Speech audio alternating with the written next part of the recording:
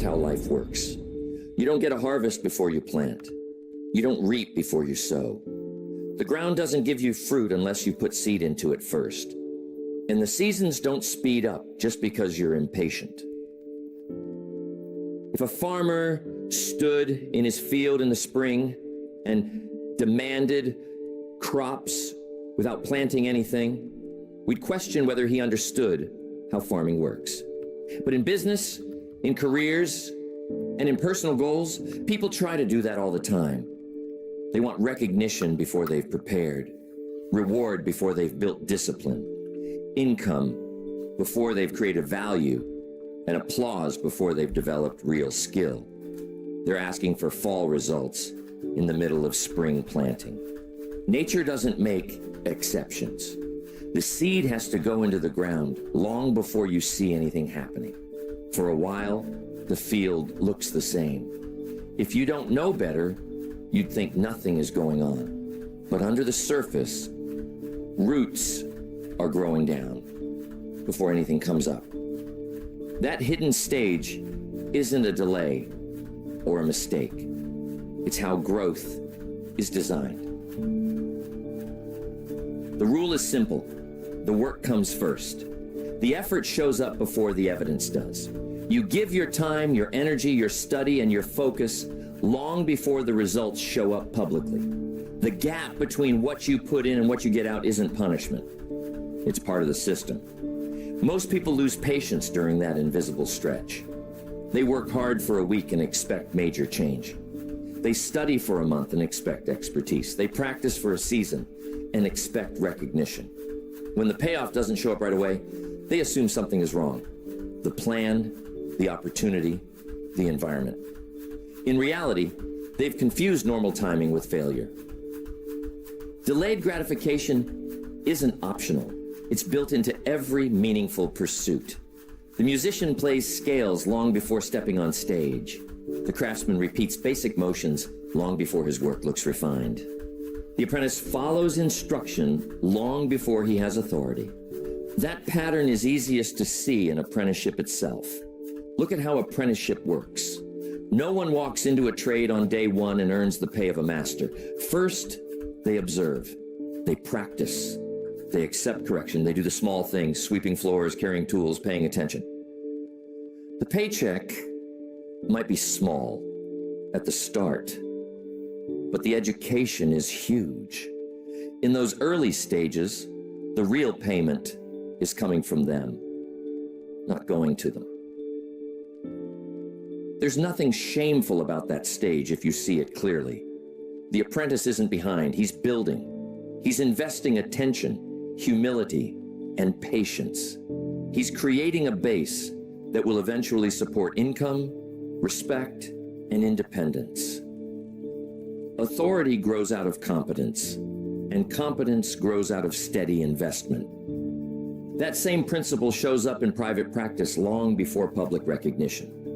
The same is true with practicing a skill before anyone notices. Every private repetition is a deposit. Every hour spent improving without an audience is building capacity. When people finally see the performance, they often assume it came naturally. What they don't see are the years that led up to that moment. The celebration is short. The preparation is long. Applause might last a few minutes, but practice can last years. If you're not willing to pay ahead of time, you'll never reach the stage where others think you're lucky. What looks like luck is usually accumulated effort. Results almost always trail behind effort. That's one of the most important things to understand. You might plant today and see nothing for weeks. You might study today and not feel any smarter for months. You might start a new discipline and not notice real change until much later. That delay doesn't mean your effort isn't working. That space between effort and outcome is where your belief in the process gets tested. Not blind belief, but a clear understanding of how things work. If you know planting comes before harvest, you don't panic when the field looks empty. You keep tending it because you trust the order. People who don't understand this try to flip the sequence. They wait to feel motivated before they act. They wait to feel confident before they commit. They wait to be certain before they put in effort. But confidence comes from action, not the other way around. Certainty grows as you move, not as you hesitate. Because the order never reverses. This principle requires you to move first. You invest your time before you feel like you have extra time. You invest your energy before you feel fully energized. You apply discipline before inspiration shows up. More often than not, inspiration follows action, not the other way around. When you accept that order, things shift. You stop being surprised by the delay. You start expecting it. Instead of getting frustrated during quiet periods, you use them productively. You understand that habits are forming, skills are improving, and foundations are strengthening, even if nothing dramatic is visible yet. There's no way around this. You can't rush the seasons, and you can't trick the soil. You don't get fruit without first burying seed. The price is paid up front, and proof often shows up later. The people who accept this gain patience without losing drive. They work without needing immediate praise because they understand how growth works. They don't measure progress by daily applause. They measure it by daily investment. In your own life, you're going to pay one way or another. The real choice is whether you pay now in focused effort or later in regret and frustration. The ground responds to what you plant, not to what you wish for. Once you understand this principle, the confusion fades. You stop expecting harvest during planting season. You stop quitting just because the results aren't immediate. You keep planting, watering, tending, and preparing. See, here's the deal. The harvest goes to the ones who were willing to sow when no one was watching and to wait when it looked like nothing was happening. The order doesn't change. You pay first. The reward comes after. That order leads directly to a broader truth. There's always a cost. The real question is when you're going to pay it. Every opportunity comes with a price, and every comfort has a bill attached, even if you don't see it right away. The issue isn't whether you'll pay. It's whether you'll pay now through discipline or later through regret. Growth is uncomfortable. That's not dramatic, it's practical. Muscles get stronger through resistance, not by staying relaxed. Skills improve through correction, not convenience. Financial stability comes from restraint, not impulse. Whenever you choose to improve, you're choosing short-term discomfort in exchange for long-term ability. Comfort builds up the same way discipline does. One lazy evening doesn't seem like a big deal. One missed workout feels minor. One unnecessary purchase looks harmless. But repeated comfort becomes a habit, and habits shape your future. What feels small today can become significant over time. If you want to reach a higher level, discomfort is the entry fee. A student gives up free time to gain knowledge. An entrepreneur gives up certainty to build independence. A leader takes on responsibility, others avoid. These aren't punishments. They're simply the cost of moving up. A lot of people want the next level without paying for it. They want strength without strain, income without investment, respect without preparation. But every step upward requires something from you. If you refuse to give it, you stay where you are. When you avoid effort in the short term, you limit yourself in the long term. If you delay studying, you delay competence. If you delay saving, you delay security. If you delay discipline, you delay freedom. What you put off today quietly narrows your options tomorrow. The danger of inaction is that it doesn't look dangerous at first. There's no alarm when you skip preparation. There's no immediate penalty when you choose comfort over growth. The consequences show up slowly, and by the time you see them, the habit is already established. Look at your health. You've got to keep an eye on that because neglect doesn't announce itself on day one. It builds quietly. Energy drops little by little. Strength decreases gradually. Endurance fades over time. When the cost finally becomes obvious, it's much higher than it would have been at the start. Now look at the opposite approach. Early mornings, disciplined meals, and consistent training might feel inconvenient at first. You're putting in effort before you see results, but over time, your energy improves. Your confidence increases. Your capacity expands.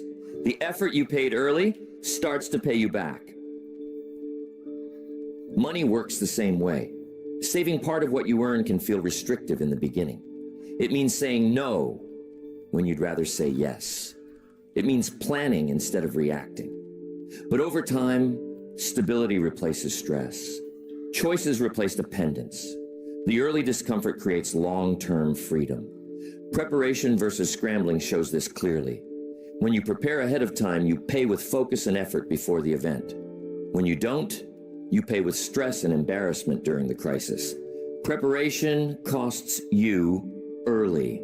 Scrambling costs you later. Someone who refuses to prepare might think they're saving time. In reality, they're borrowing against their future peace. The bill eventually shows up, usually at the worst moment.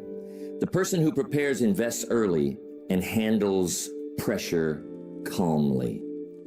Every time you lower your standards, you create a future penalty. When you give less than you're capable of, you shrink your margin. You weaken your position. You reduce your resilience. Lower standards feel easier now, but they collect payment later in missed opportunities. Growth isn't free. It requires attention, correction, and persistence. It forces you to face weaknesses instead of explaining them away. It pushes you past what feels comfortable. The alternative isn't staying the same, it's slowly declining. Standing still doesn't keep you stable. It usually moves you backward. Skills fade when they aren't used. Confidence drops when it isn't tested. Opportunities shrink when you aren't ready for them. Comfort might feel steady, but it rarely moves you forward. At some point, you have to choose which cost you're willing to accept.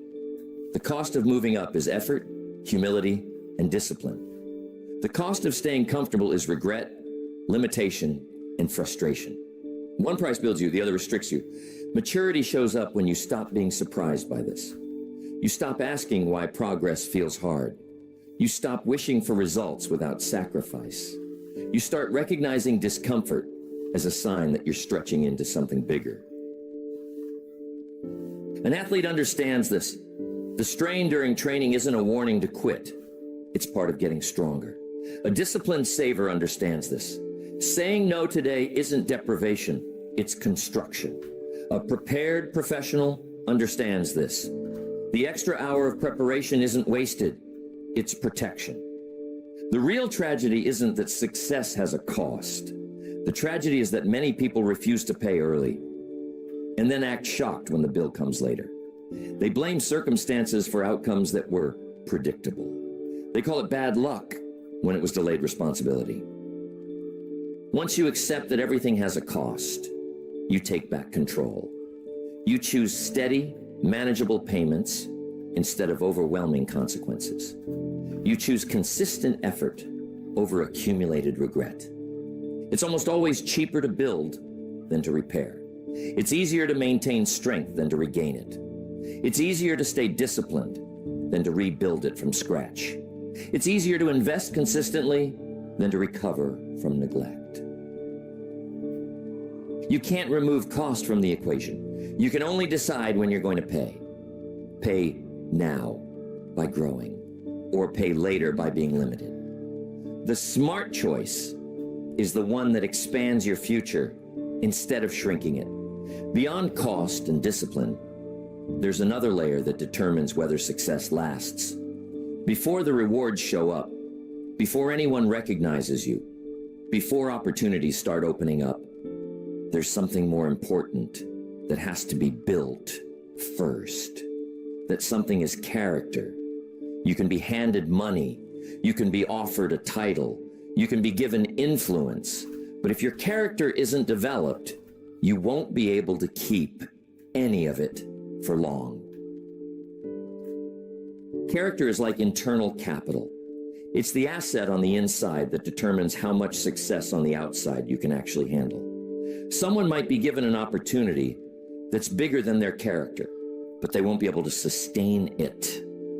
Real capacity starts internally. Reliability has to come before opportunity. A lot of people say they're just waiting for their chance, but they haven't been consistent in the small things already in front of them. They want bigger responsibilities while ignoring the basic ones they've already been trusted with. The world doesn't hand out greater responsibility to people who mishandle smaller things. Reliability isn't flashy. It's simple and steady. It shows up on time. It keeps promises. It finishes what it starts. It doesn't need constant supervision to stay focused. When someone becomes consistently reliable, it becomes much safer to give them bigger opportunities. Integrity has to come before influence. Influence just amplifies what's already there. If someone has strong integrity, influence builds trust. If someone lacks integrity, influence magnifies the damage they can do. It's smarter to strengthen your principles before your platform grows. Integrity isn't proven in public speeches or big moments. It's proven in private choices. It's built when you choose what's right instead of what's easy, especially when no one would know the difference. Those quiet decisions create the foundation that trust stands on. Emotional control has to come before leadership. If someone can't manage their own reactions, they'll struggle to lead anyone else.